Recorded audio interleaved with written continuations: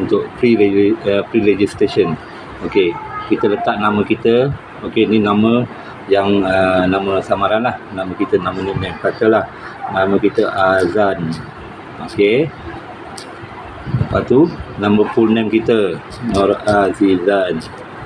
Okey, lepas tu nombor handphone. Okey, nombor handphone katalah 1011 139 dan inilah. Okey, dalam masa nombor telefon masukkan kita punya email. Okey, MLT adalah email. Okey, jadi kita terus tekan OTP.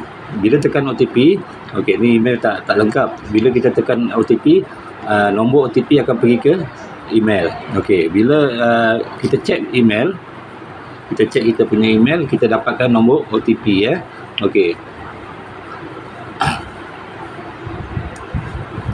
kita dapatkan nombor OTP dan kita copy. Kita salin nombor OTP tu, kita copy. Okey, ni nombor OTP dia, kod dia.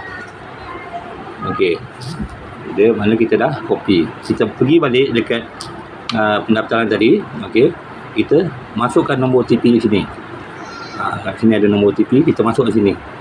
Lepas tu nanti kita tekan submit. Macam tu cara dia. Itu senang saja. Okey, baik. Assalamualaikum. Semoga berjaya di 52U. Okey, dah daftar, screenshot bagi siapa yang sponsor kita ataupun siapa yang kenalkan kita, biar dia invite kita masuk dalam grup WhatsApp. Okey, terima kasih. Assalamualaikum.